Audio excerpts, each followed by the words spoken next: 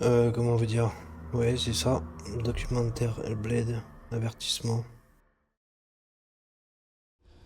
Stormy seas and lost souls. What is it? She's dreamt of this before. It's coming. Is it? They say dreams are visions of our memories, thoughts and fears, as seen by our inner eye.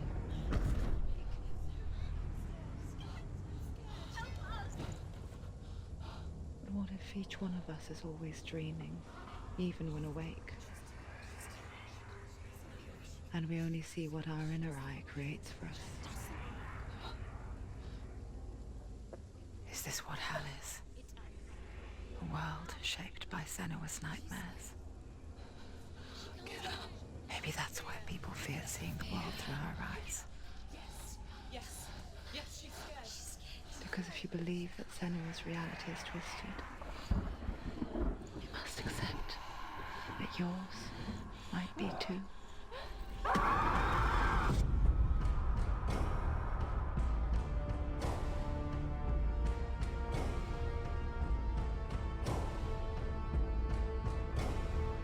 Hellblade: Senua's Sacrifice is a video game about Senua, a Celtic warrior on a vision quest into Viking territory. But what sets our hero Senua apart is that she suffers from severe psychotic mental illness. He knows she's getting closer. He can feel her coming closer. She's getting The original idea for Hellblade was to create a classic hero's journey, a journey of suffering, but one where the fantasy world is not another planet or alternate universe, but a world that is constructed in Senua's mind. But to do so would mean putting psychotic mental illness at the center of the experience, a subject that is still considered taboo, and a challenge that was both terrifying and exciting in equal measure. In Hellblade, the starting point was a newly discovered Celtic goddess called Senuna in Ashwell, Hertfordshire. When first discovered, her name was thought to be Senua, a name which I liked and kept. I wondered if Senua might have been a Celtic warrior like Boudica who stood up to the Romans. While the Romans had conquered all of Europe, there was a group of Celts up in the furthest reaches of the Roman Empire that could not be conquered, the Picts. And so the Romans built a wall, called Hadrian's Wall, that spans across Britain from sea to sea to keep the Pictish barbarians at bay. The Picts were known for their war paint, painted on with woad, and their matted hair clumped with lime. And so Senua would be a barbarian Pict in this image. What's your name? Senua, I haven't seen you before. I don't live home much. Oh, Zeno's daughter. I have to go. Wait. Orkney is off the coast of Scotland and was inhabited by the Picts, steeped in history and mystery, and so I made Orkney Senua's home and set the stage for a crisis. In the late 8th century, the first Vikings landed on the Orkney Islands. The population of the Picts crashed thereafter, replaced by the Norsemen of the 9th century. Were they wiped out? We don't know for sure, but it would seem likely given the reputation of the Vikings. The Northmen's brutality is legendary. High-ranking leaders and chieftains of the tribes they conquered were often offered as sacrifice to their gods. The most brutal of these sacrifices was known as the Blood Eagle. I imagine Senua as a young female warrior who returns home from exile to find her partner, Dillion, brutally sacrificed to a Norse god by these hellish warriors from a faraway land. I imagine the horror of this moment and how it would have dragged her deep into mental torment.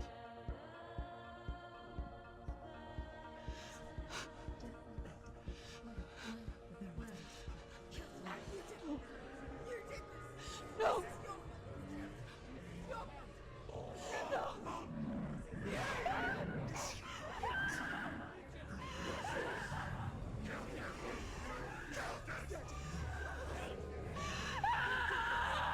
I came to learn that the Celts had a sophisticated and nuanced perspective on the nature of mental disorder.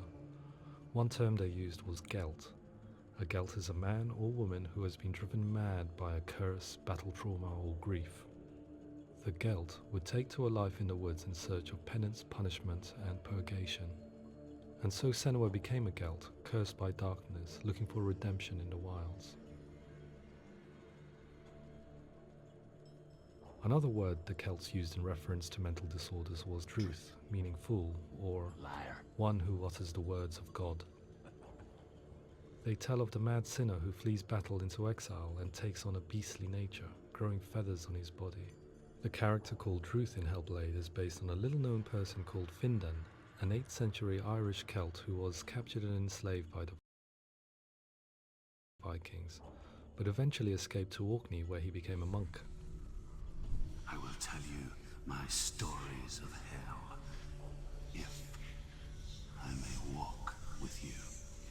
Upon meeting Senua, it would be his stories that fuel her quest deep into their world of gods. The Northmen say the world will come to an end. The sun will grow black, the earth will sink into the sea, the stars will disappear, fire and water will meet, flames will play against the sky, the heavens and earth and all the world will be burned, all the gods will be dead, and the warriors of Valhalla and people everywhere. Senua, prepare yourself for Ragnarok, for it is nigh. So the stage was set for a new adventure, a journey into the Norse underworld called Hell, a vision quest fueled by madness and myth, a fantasy that was created by Senua's own mind, and one that we would experience through her eyes. This is your mission. This is your quest. There is nothing else left. To make a game about a warrior with psychotic mental illness as its central theme was fraught with danger. Mental illness such as psychosis is still taboo and rarely acknowledged in a century of cinema, never mind the new medium of games. Where it does feature, it often conflates psychosis and psychopathy associated with a lack of empathy. It is unfortunate that these two words sound so similar that they are used interchangeably in media. I must admit that I didn't have to look very far to discover my own ignorance of the subject. So we reached out to Paul Fletcher, psychiatrist and professor of health neuroscience at University of Cambridge. Psychosis is a descriptive term, and it refers to having a loss of contact with objective reality. So it's characterized by two main sets of symptoms. One of them is hallucinations, where somebody experiences perceptions when there is no actual objective thing out there to perceive. You're already dead. Who are you?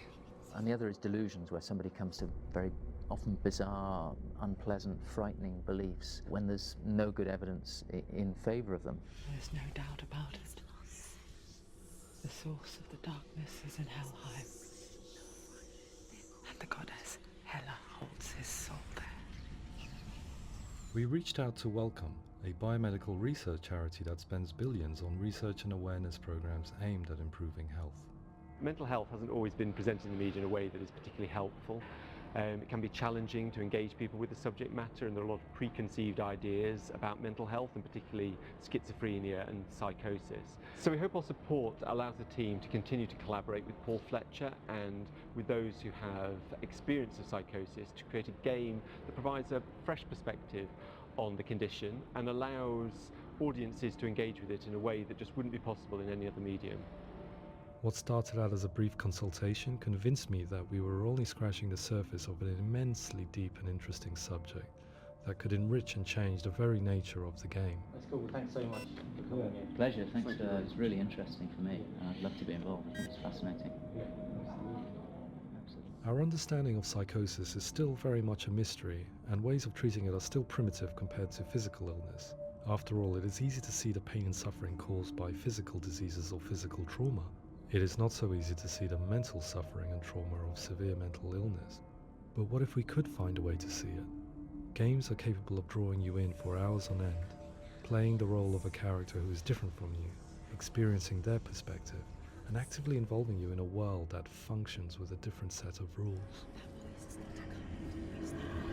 Calls you to your death. It's an evil voice. If we were to represent Senua's psychosis, we would have to simulate voice hearing, a common attribute. But how can we simulate something we have no first-hand experience of? Professor Charles Fernyhough, a leading expert in voice hearing from Durham University, offered his help. Hearing voices is an experience that is usually associated with severe mental illness.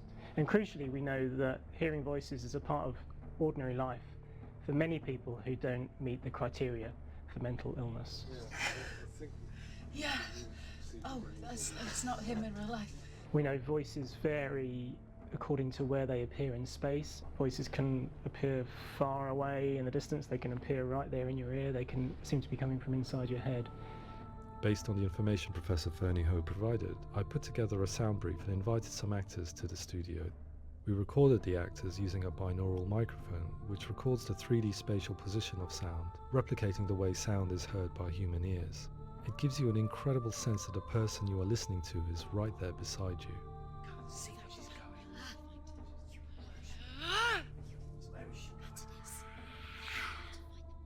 Rachel Waddingham from the Voice Collective came to our studio with 2 young voice hearers to speak to our team.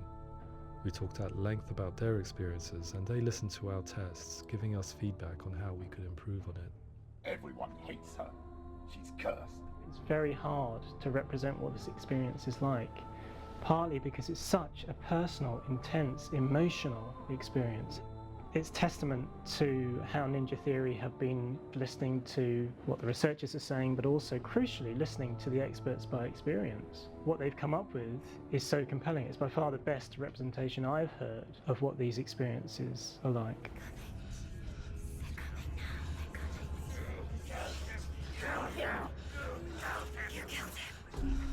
Other common attributes of psychosis are visions and flashbacks. We met with Recovery College East, who work with and care for people recovering from severe mental disorders. A group of service users gave us their first-hand account of what they experience. Sometimes when the visions or what we're seeing is too much, it becomes more difficult until eventually we perhaps don't see anything. The people we spoke to, the stories they told, were fascinating, harrowing and mind-boggling. The reality of what people experienced was vivid, far exceeding what I could possibly have imagined. We went away itching to represent some of these visions and flashbacks in the game. Hands will know my heart is so, love is so far away. Don't you know how I wanna feel deeper? I could never know how you grow, all these days are killing me. Now I see deep in me insanity does unfold. I just wanna feel deeper, deeper. I just wanna feel deeper, deeper.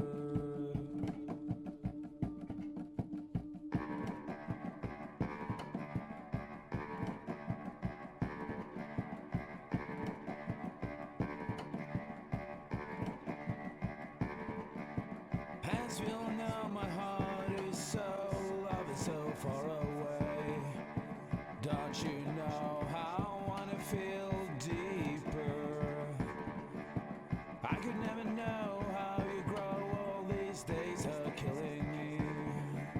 Feel like this, read like this, I just wanna live, that's all. I just wanna feel deeper, deeper. I just wanna feel deeper, deeper.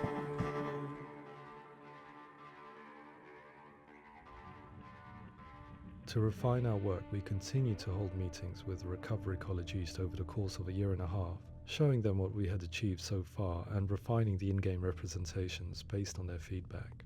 With their help, flashbacks, visions and changes in perception were woven into the story and gameplay of Senua. The students that are involved in this project are incredibly excited about being involved. They have described the experience as being important because it values their lived experience and shows that despite what we have been through, all of that experience becomes valid, that actually it's something that we should all be talking about. The experiences described range from beautiful to frightening beyond comprehension. I heard of a girl who has to live with an angry voice screaming at her, slamming on her doors and walls 24 hours a day.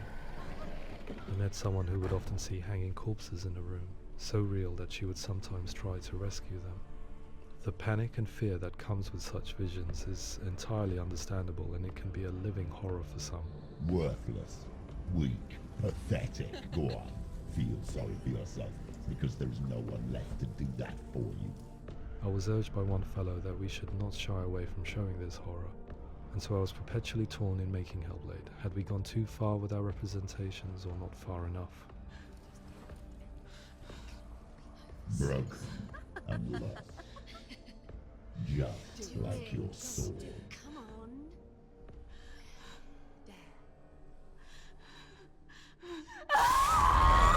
In some ways, voice hearing and visions were the low-hanging fruit, so to speak. There's another aspect of psychosis that is much harder to explain, but one that I think video games are uniquely able to represent, which are often called delusions. People begin to see patterns in the world. They begin to link things that most people wouldn't link. Most of the things that we might think would be coincidence or, not worth commenting on. Nevertheless, that might have a particular salience or importance for them. One individual described how everyday words, sounds, colours and objects were steeped in meaning to him, forming a strange and sinister puzzle that he was determined to solve but could not quite get to the bottom of. It's not just brain dysfunction. It's not like the system shut down. It's actually an incredibly creative process. The person creates a world populated with voices and phantasms and terrors, and they're completely immersed in it. They believe in it. We often invite people into the studio to play the game. In one of our playtests, they played through much of the game, making associations between runes, secret messages, and the threat of darkness that stalked them. There are many things that happen in the world of Hellblade that make perfect sense within the context of Senua's mind. The dark rot that's killing her slowly from within, the secret runes of the gods that block her path to Helheim, and strange associations that exist in the game to confuse you. To complete Senua's quest, you have to internalize and accept the logic and meaning behind these things to progress. Afterwards they said that they didn't see much evidence of mental illness in the game.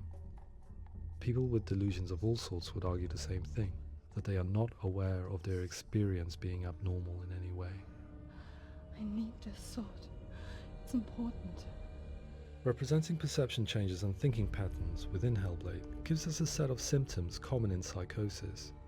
But people with lived experience were keen to emphasize another point, that it is wrong to define a person by their symptoms. Quite often, the illness comes not from the symptoms, but from the stigma, isolation and mistreatment that comes about from the rest of society.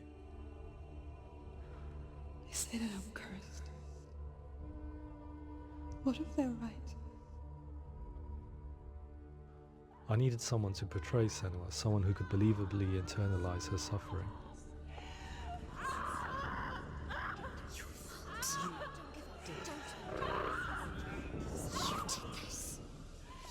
Melina Jurgens, our video editor, had been a stand-in for Senua over a few months while we perfected our motion capture techniques. Without realizing it, she had already auditioned for the role, and I knew her well enough to know that I didn't have to teach her to act, but to relive her own internal pain. As often is the case, those who have suffered mental anguish are never far from us.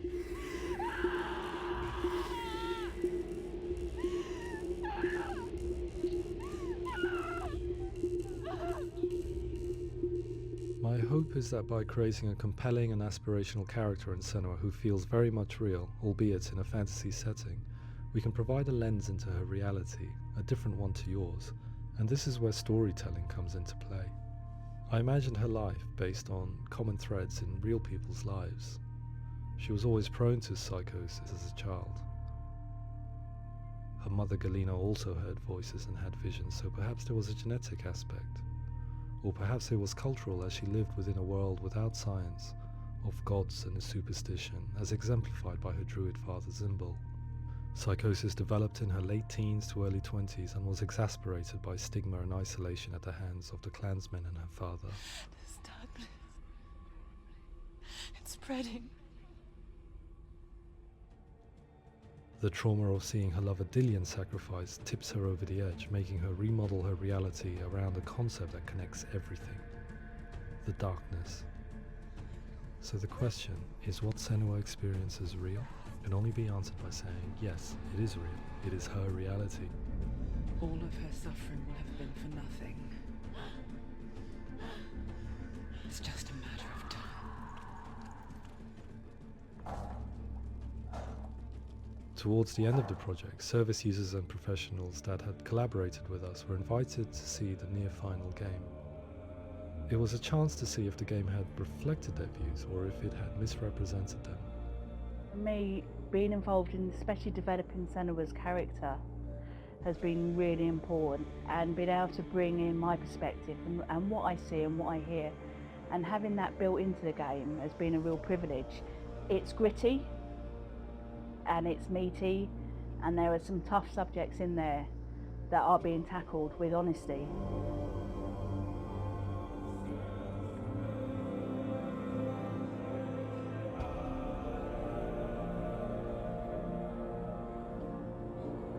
I was blown away by it today, absolutely blown away.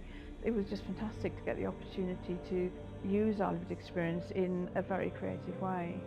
There's nothing tokenistic about the work we've put in. It feels like we've been listened to, things have been taken on board, and I think there was a lot of realism in the game itself, and it feels very authentic.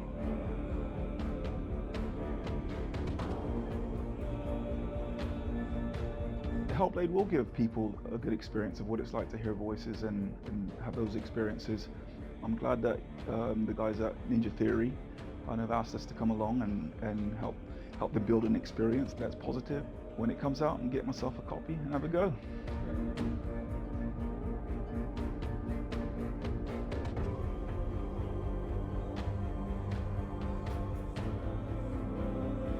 I think all the way through I was really inspired by how the conversations have translated into the game in a way that I think I didn't imagine was possible. So wonderful, really wonderful.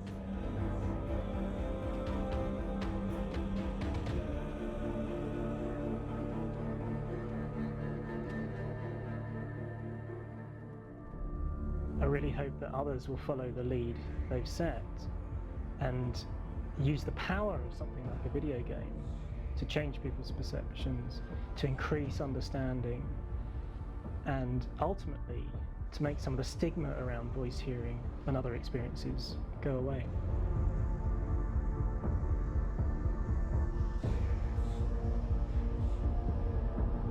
For me, it was really exciting to see something that I explore scientifically being represented so beautifully in a character who's trying to penetrate the mysteries of the environment in which they've been placed, with all of this strange uncertainty and noise and conflicting information that they're getting.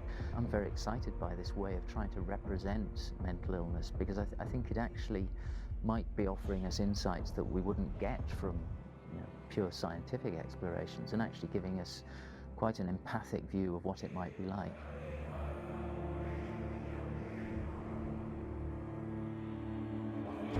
Mental illness has been with us for as long as we have been on this planet, but why? Why hasn't evolution stamped out this weakness from within our gene pool? I often pondered this question until I realized that the question had an inbuilt flaw. It assumes that being and thinking differently is a weakness. The only reason we have computers, spacecraft, medicine, poetry, art, and yes, even video games is because individuals are able to simulate new abstract realities in their minds and share them with the rest of us. We need people to be willing to see differently in order for us to progress and survive as society. And we need to be open to these new ways of seeing. And it is this spirit that motivated me to create Senua's story and share it with you.